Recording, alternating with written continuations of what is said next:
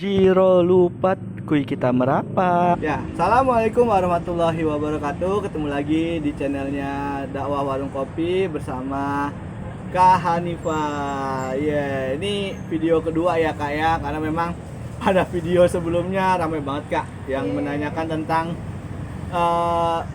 kelas 11 tentang bagaimana sih pandangan atau bagaimana sih tips dan trik untuk menentukan jurusan. Nah, ini sebelum kita langsung masuk ke pembahasannya, gimana nih Kak kabarnya nih hari ini? Alhamdulillah sehat lah. Alhamdulillah ya. Jadi menjadi lebih baik kali ya seminggu nggak ketemu atau menjadi lebih buruk? Insya Allah jadi lebih baik deh. Alhamdulillah ya udah menjadi lebih baik karena memang channel daripada DWK ini kan membagikan ya kebaikan kepada yang lain. Oke, langsung aja Kak nih, karena banyak netizen yang request pertanyaan tentang persiapan kelas 11 untuk memilih ataupun lanjut kuliah. Nah, dari Kakak sendiri gimana Kak persiapannya Kak? Persiapannya alhamdulillah saya sih udah nentuin jurusan yang saya mau kan. Terus saya juga udah gitu. mulai belajar buat naikin nilai. Oh, emang zaman sekarang gimana tuh Kak kalau untuk pendaftaran kuliah? Dari nilai rapot atau ada tesnya lagi di kuliahan? Yang jalur nilai rapot ada, yang jalur tes juga ada. Oh, enak ya sekarang ya ada nilai rapotnya. Kalau nilai rapot tuh gimana Kak? Dari semester berapa sampai berapa? Terus standarnya berapa? Kalau nilai rapot itu dari semester 1 sampai 5 ya, apa 6 gitu. Pokoknya dari kelas 10 deh Ya, hitungnya. standarnya Kayaknya sih nggak tahu sih standarnya berapa, tapi harus stabil emang, soalnya tiap jurusan beda-beda standar nilainya. Oh, berarti nilainya ya harus stabil atau naik ya? Ya, stabil. jadi kalau turun itu kemungkinan tereliminasi gitu Kak? Iya. Iya, ini emang zaman sekolah saya dulu beda banget ya sama zaman sekarang, karena memang kalau dulu kita masih dibuka ya untuk daftar kuliah itu mandiri, ujian mandiri dari kampus-kampusnya, dan itu benar-benar ya bersaing gitu. Kalau emang pintarnya dapat, kalau emang nggak pintar ya udah gitu. Tapi ini kalau sekarang kan banyak jalan ya, ada ibaratnya nilai rapot, ada apa lagi ya, kalau nggak salah ada 3 ya. Iya ada 3 Kak, ada SNM, SBMPTN, sama ada jalur mandiri. Mana ada 3 dikerucut lagi dan kemungkinan dapat sih ya kalau kayak gitu ya. Insya Allah. Oke, nah ini tadi Kak Hanifah juga ada bilang kan udah tahu ya tentang belajar mencari tahu tentang jurusannya. Emang kalau boleh tahu jurusannya apaan Kak? Mau lanjut kemana Kak? Atau jurusan apa? Kalau saya sih pengen sastra Indonesia. Oh, sastra Indonesia tuh itu bagus tuh Kak, sastra Indonesia. Orang Indonesia harus mempelajari bagaimana negaranya itu, bagaimana bahasanya itu. Nah, terus di sini persiapannya tentang sastra Indonesia gimana nih Kak? Udah sampai mana Kak? Atau udah ngapain aja Kak? Nah, kalau belajar sih udah pasti saya belajar supaya bisa masuk jurusannya kan. Terus selain itu juga saya udah mulai nyari-nyari tentang jurusan sastra Indonesia, kayak apa aja yang dipelajari di situ. Nah, itu penting tuh Kak, benar. Karena memang jangan sampai ketika kita udah kelas 11 belum tahu nih mau kemana, apalagi atau udah tahu tapi belum nyiapin apapun gitu. Jangan sampai kayak gitu, karena kelas 12 itu pasti disibukkan gitu, sibuk dengan UN, sibuk dengan ujian-ujian lain. Nah itu.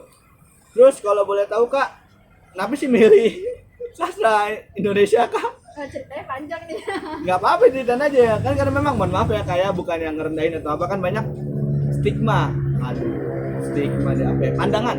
Nah, pandangan masyarakat kan, ngapain sih ke sastra Indonesia? Ngapain sih jurusan bahasa itu, kan orang Indonesia, ngapain belajar Indonesia lagi? Nah, itu dari Kakak sendiri kenapa sih gitu milih sastra Indonesia Kak?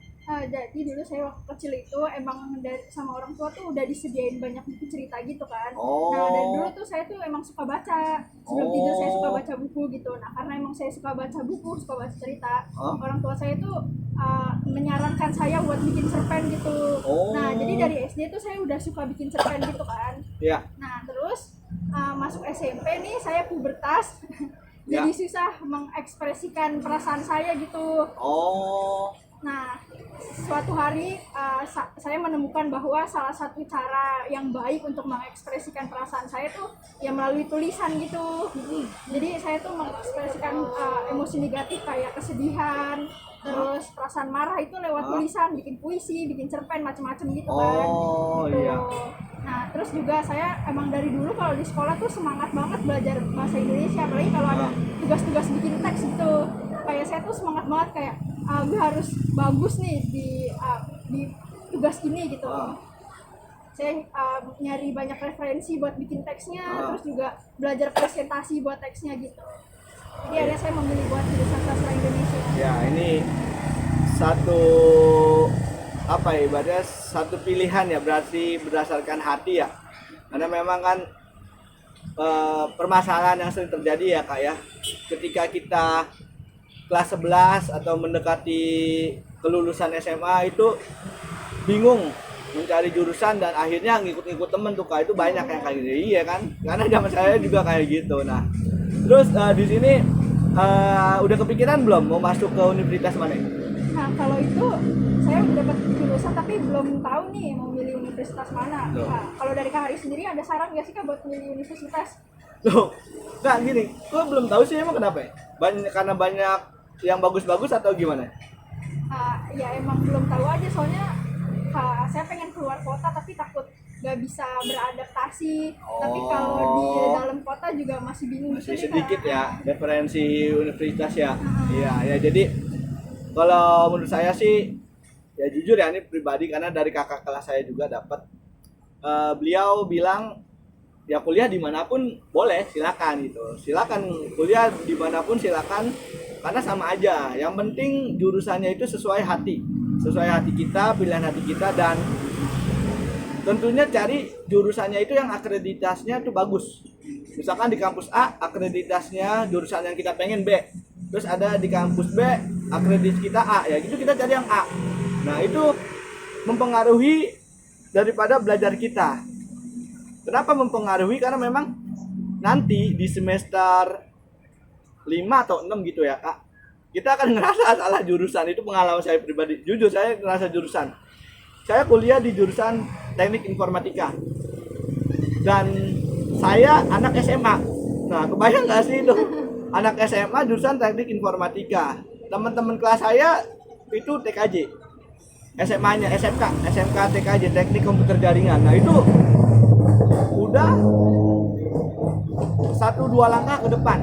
Ya kebayang lah, kita SMA kan sama-sama SMA kan, ya belajarnya masih pelajaran umum, sedangkan kalau anak SMK kan udah menjurus ya, udah menjurus ke pelajaran yang sesuai dengan nanti dia mau kemana kuliahnya. Nah itu, nah balik lagi ke pertanyaan kakak, gimana sih baiknya kita berkuliah gitu. Nah kalau saran saya pribadi, pertama bicarakan dengan orang tua. Nah terkait di mana kita kuliah, universitas apapun sama-sama mahal gitu kan. Nggak usah ketawa, kuliah sekarang mahal bos, mau negeri mau swasta ya sama aja kan, mahal-mahal juga. Nah itu yang pertama. Yang kedua, pastikan lagi bahwasannya ya jurusan yang gue pilih itu jurusan yang apa ya, ya memang yang gue inginin gitu. Karena jangan sampai ketika misalkan contoh lah, kita nggak dapat universitas ternama seperti UGM, UI, tapi kita dapat di universitas yang kurang nama, kurang ternama. Ya saya juga kurang tahu ya universitas yang kurang nama mana, karena memang rata-rata universitasnya itu terkenal ya. Nah, lalu saya berkuliah di universitas tersebut. Nah, itu jangan sakit hati. Ya, walaupun universitasnya nggak ternama, tapi jurusannya yang tadi saya bilang ya akreditasnya bagus, A atau B lah minimal, nggak apa-apa. Itu tinggal diri kita menyesuaikan. Nah, menyesuaikan bagaimana kita beradaptasi dengan lingkungan yang baru kayak gitu. Oke, terus ada lagi nih kan, seperti yang kakak tahu saya kan pengen masuk jurusan sastra Indonesia nih Kak. Pandangan kakak terhadap jurusan sastra Indonesia itu gimana sih Kak? Ini yang tadi saya buka di awal kan, saya kaget gitu, kenapa bisa memilih sastra Indonesia gitu. Nah karena memang di publik ya, kalau memang publik sekarang itu kebanyakan memandang sastra Indonesia itu jurusan yang suram. Ya gue gak tahu bener gak? Bukan yang suram dalam artian nggak ada harapan. Jadi banyak masyarakat itu atau publik itu menganggap sastra Indonesia itu jurusan ya yang ngapain sih lu masuk sastra gitu loh, orang Indonesia belajar sastra lagi, Indonesia lagi kan, kenapa nggak sastra Inggris atau sastra Arab gitu. Nah enggak, sebenarnya kalau memang teman-teman ya, ini terusnya teman-teman sahabat DWK ya, ada warung kopi ini, sastra Indonesia itu sekarang itu banyak dicari, khususnya di universitas luar negeri. Contoh lah misalkan Australia, yang Asia ya, Australia, terus aduh saya lupa, Jepang kayaknya enggak deh. Ya contoh Australia itu ada mata kuliah itu khusus namanya bahasa Indonesia. Jadi orang-orang Asia itu sudah mulai mempelajari bahasa Indonesia. Jadi buat teman-teman juga nih, selain ke Hanifah ya, buat teman-teman semua yang untuk memilih jurusan sastra Indonesia, yakin aja gitu, yakin jika memang hatinya pengen memilih sastra Indonesia, ya udah teguhin, karena memang ya balik lagi soal rezeki mah udah Allah yang ngatur kan. Banyak kok yang dari jurusan pertanian kerjanya di perbankan, atau jurusan pertanian kerjanya di kesehatan, dari admin atau apa, banyak. Dari nggak usah khawatir soal rezeki kayak gitu sih. Terus kan tadi kakak udah ngasih banyak apa ya, pemaparan tentang sastra Indonesia kan, bagus-bagusnya gimana. Tapi ini kak, kalau saya pribadi, saya tuh sering dengar kalau misalnya jurusan sastra Indonesia tuh kayak ngapain sih masuk, kayak yang tadi kakak awal ngomongin gitu. Saya banyak dengar dari orang-orang pandangan-pandangan tentang sastra Indonesia lah gitu. Nah jadi apa ya, gimana menurut kakak cara supaya kita yakin memilih jurusan tersebut tanpa oleng gitu kalau ngedenger omongan orang gitu. Ya ini penting nih buat teman-teman juga semua kan, karena memang ya pastinya setiap jurusan itu ada baik buruknya kan, baik buruknya ada plus minusnya dari omongan masyarakat ya. Nah itu kalau saya pribadi sih cara ngadapinnya itu ya diemin aja gitu, antepin aja gitu, karena memang yang ngebiayain bukan dia. Ya kok ketawa, bener dah. Kita kuliah kan yang ngebiayain bukan dia. Dia mau ngomong, ngapain lu jurusan sastra, ngapain lu jurusan misalkan pertanian, udah nggak ada sawah kan di Jakarta, ngapain jurusan pertanian udah nggak ada sawah. Enggak, ya kan nggak ada urusan gitu sama mereka. Yang pertama pasti tadi kita antepin aja, kita acuin aja orang-orang kayak begitu, karena memang bukan dia yang membiayai. Itu yang pertama. Yang kedua, tetap pada mimpi kita. Ya tetap pada mimpi kita. Kalau memang kita yakin di jurusan sastra kita bisa berkembang, apalagi kayak tadi kan Kak Hanifah kan bilang itu bagus tuh sastra Indonesia. Suka bikin cerpen ya, suka bikin puisi. Nah itu kalaupun memang mentoknya, jujur ya, kalaupun memang mentoknya rezekinya seret ya, nantinya setelah selesai kuliah rezekinya seret, itu kita bisa inovasi sendiri dengan cara apa? Buat novel. Jujur itu saya pengen banget bikin novel, tapi belum kesampaian karena saya males, bukan males sih, maksudnya nggak kokoh imajinasi saya, jadi cuma beberapa chapter ya udah selesai, nggak saya kembangin lagi. Itu suatu apa ya, ibaratnya karunia terbaik lah dari Allah untuk seorang yang berniat di sastra. Karena ketika kita membuat suatu karya berupa novel itu ya jangan salah, apalagi kalau best seller kan, itu rezeki. Oh iya, salah satu mimpi saya itu. Novel best seller kan ke Hanifah ya, kita tunggu aja kan novelnya kayak gitu. Itu yang kedua. Nah itu yang ketiga itu tadi apa pertanyaannya? Supaya yakin ya memilih jurusan ya. Nah itu yang kedua. Ini ada motor. Ya, yang ketiga, bukan yang kedua. Yang ketiga itu kita harus tahu dulu gitu. Ini kita jurusan ini nanti ke depannya mau ngapain? Tujuan kita mau masuk jurusan tersebut mau ngapain? Contohlah saya. Kan saya pada video sebelumnya kan bilang kan pengen masuk jurusan pengen membuat suatu robot. Itu gara-gara kan nonton di sebuah acara ya di TV. Itu bisa nampilin robot sensor api gitu, pemadam kan, sensor api dengan sensor api. Nah, itu tujuan saya ke situ. Itu saya benar-benar tegasin, gue pengen nyiptain robot. Nah, balik lagi nih ke Kak Hanifah nih, kalau memang hati kita biar kuat ya, nggak cuma Kak Hanifah sih, buat semuanya juga nih, buat sahabat DWK dakwah warung kopi. Kalau memang kita sudah yakin, udah hakul yakin sama tujuan kita berkuliah, jurusannya apa, dicari dulu produk ataupun karya kita mau dihasilin apa. Nah itu ya yakinlah saya, walau memang udah seperti itu, omongan orang apapun ya bodo amat gitu, yang penting gue udah nyoba kayak gitu.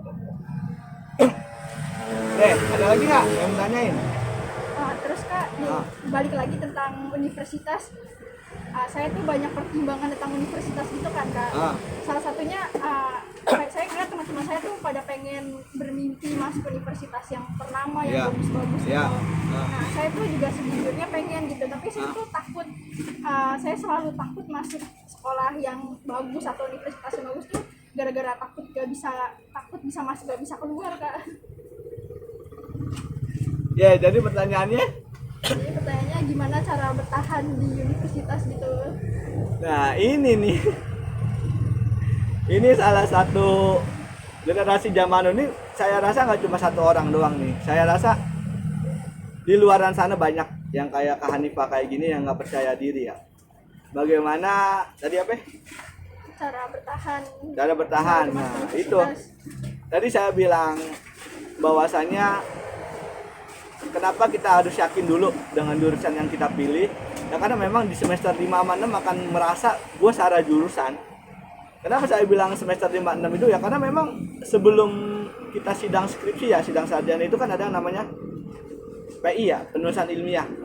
Nah itu penulisan ilmiah itu untuk pengantar kita nanti ke skripsi ya, ke sidang skripsi. Nah itu benar-benar detail gitu. Nah kalau saya pribadi dulu ketika kuliah kayak gitu, apalagi saya dari SMA kan, jurusan yang tadi saya bilang kan, kebanyakan dari teman-teman TKJ itu memperbanyak teman, bukannya mencari keuntungan ya dari teman yang pintar, enggak. Jadi memperbanyak teman, apalagi dekat dengan kakak kelas. Nah itu ambil ilmu dari mereka, sharing sama mereka gitu. Jadi kita saling menguatkan, kita saling ngedukung. Contoh, saya dulu jujur nggak ngerti yang namanya bahasa pemrograman. Apaan itu bahasa pemrograman? Kami kan dari SMA ya, nggak tahu. Nah, pada akhirnya di semester 3 tuh kalau nggak salah, saya udah stres banget semester 3. Saya dapat temen, akhirnya saya dapat temen lah yang lumayan support saya, itu kelas luar biasa, bagus banget ya teman-teman. Nih kalau teman-teman kampus dengar, makasih banyak buat teman-teman semua. Kalian itu luar biasa gitu. Jadi kita perlu memiliki teman yang benar-benar ngerti kita, bisa mau ngerangkul kita. Nah misalkan nanti Kak Hanifah nih di kampus yang baru, sastra Indonesia, saya nggak tahu sih ya sastra Indonesia belajarnya apa aja, tapi jika memang ada mata kuliah yang dikiranya sulit, ya cari temen yang bisa, ibaratnya ya minimal lebih pintar dari kita, dan itu deketin, bukannya dalam artian kita ngedeketin orang karena ada perlu ya, enggak kayak gitu, jangan sampai kayak gitu, tapi bertemanlah ya, berteman dengan mereka semua gitu. Terus jangan juga berpikir wah ini dia nggak pintar nih kita nggak temenin, jangan kayak gitu, karena memang biasanya kalau di kampus itu, kalau di kuliahan itu ya tergantung juga ya dari mana kita atau di mana kita kuliahnya ya. Kalau memang ada pergaulan yang geng-gengan kayak gitu yang pintar-pintar itu pasti ada, tinggal kita bagaimana memilih teman atau bagaimana diri kita pandai berteman kayak gitu. Terus selanjutnya itu biar kita nggak ngerasa takut apa ya, ibaratnya nggak lulus ataupun nggak nggak selesai. Nah itu ini kekhawatiran yang selalu saya bilang ke teman-teman yang lain. Ketika kita ngerasa nggak bisa menyelesaikan kuliah, itu kita masih bisa bekerja, benar nggak? Karena ada ijazah SMA, ijazah terakhir. Minimal pendidikan yang diterima di suatu perusahaan di negeri kita ya, di Indonesia ini, itu ijazahnya SMA. Nah, itu harusnya jangan menjadikan kita itu ngebatin. Artinya apa? Banyak kok orang-orang yang ibaratnya sukses karena nggak kuliah. Benar nggak? Ya contoh lah, entertainer. Nah, entertainer kita kan banyak yang nggak kuliah kan? Ya artis-artis, entertainer itu artis ya. Jadi banyak yang nggak kuliah. Tapi pada akhirnya ada juga yang kuliah. Nah, terus juga pengusaha-pengusaha kayak misalkan saya nggak tahu nih ya, dia kuliah apa nggak yang usahanya ini. Apa? Yang banana nugget. Tahu nggak banana nugget? Tahu. Nah, itu saya pernah baca kalau nggak artikel yang pencetusnya ya. Itu orang-orang yang iseng, yang kreatif tapi iseng, akhirnya jadi banana kan, jadi produk lah. Dari apa banana nugget produk yang bisa dijual kayak gitu ya. Artinya ketika nanti ya kalau kita nggak bisa selesai atau nggak sanggup, ya kita bisa bikin inovasi lain. Karena bagi saya sukses itu bukan karena pintar, tapi karena kita kreatif dan nggak patah semangat. Gitu, kita kreatif dan kita mau mencoba gitu. Kayak gitu sih. Ya ada lagi nggak? Nggak ada. Nah kalau nggak ada, nih saya mau balik tanya lagi nih. Kan memang ini penting ya buat teman-teman yang bertanya di akun saya pribadi. Nih dari Kak Hanifah sendiri kan kelas 11 sekarang kan seperti yang terlihat ya, atau yang seperti yang Kak Hanifah rasain itu kan ada sebagian besar dari mereka kan nggak apa ibaratnya belum tahu mau lanjut kemana kan. Terus ada sebagian juga dari mereka itu udah tahu mau kemana. Nah ini dari pengalaman Kak Hanifah sendiri, lingkup sekolah itu ketika kelas 11 itu pertemanan kayak gimana sih Kak? Apakah mereka sudah mulai membahas tentang masa depan, tentang kuliah, atau masih ya udah let it flow aja gitu, ngikutin alur? Tergantung lingkungan pertemanannya. Serius? Iya, tergantung lingkungan pertemanannya. Maksudnya gimana? Kalau emang pertemanannya yang maksudnya pertemanan isinya yang seputar main ke mall gitu ya udah seputar main ke mall aja.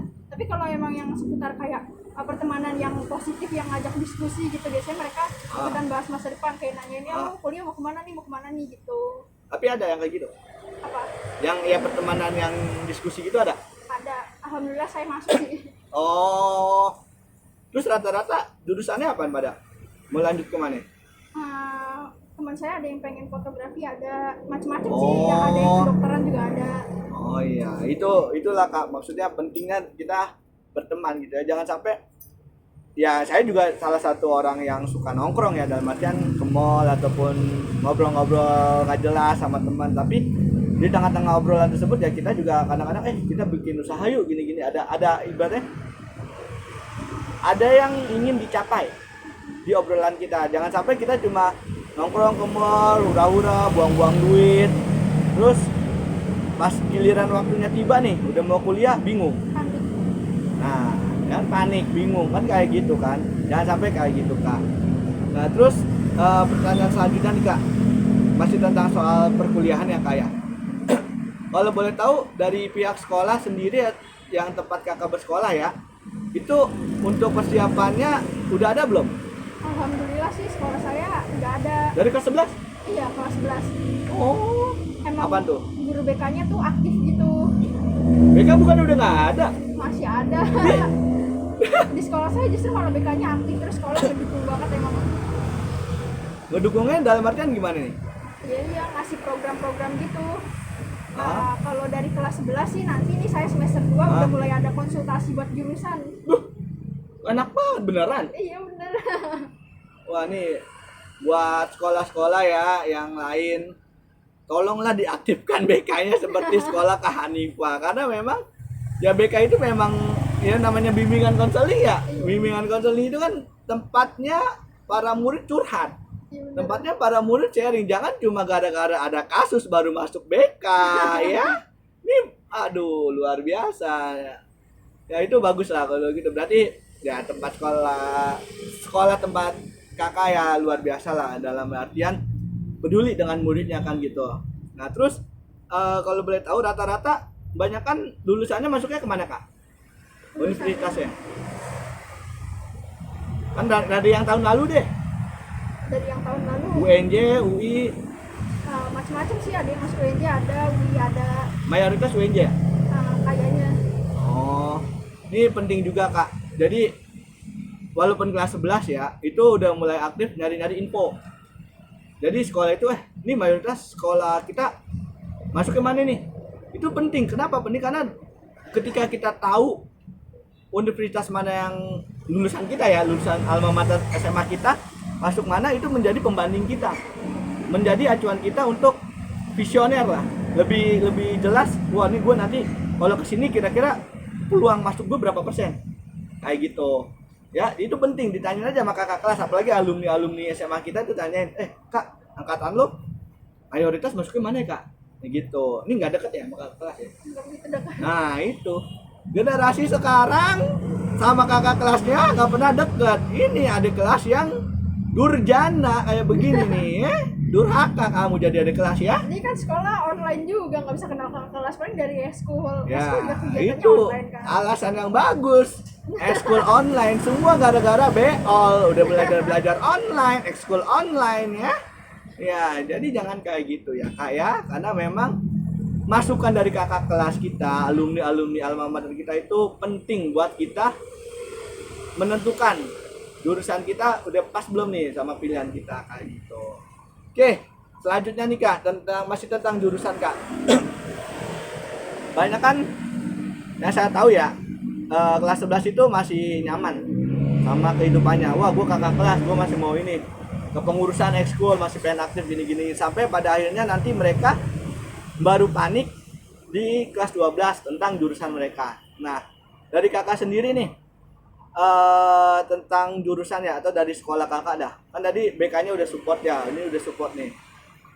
Ada nggak sih kendala kayak misalkan contoh orang tua atau temen, orang tua deh, jangan temen, orang tua, oh kamu jangan jauh-jauh ya, mama sendiri, itu kan biasanya ada tuh Kak, ya kan? Iya benar. Ada, itu menjadi dilema bagi murid, karena ada beberapa adik kelas saya ya sharing ke saya kayak gitu, Kak, saya mau kuliahnya yang di Solo nih bagus, atau yang di Bandung bagus, tapi mama saya nggak bolehin. Nah itu menurut kakak sendiri yang kayak gitu gimana tuh Kak, pandangan kakak?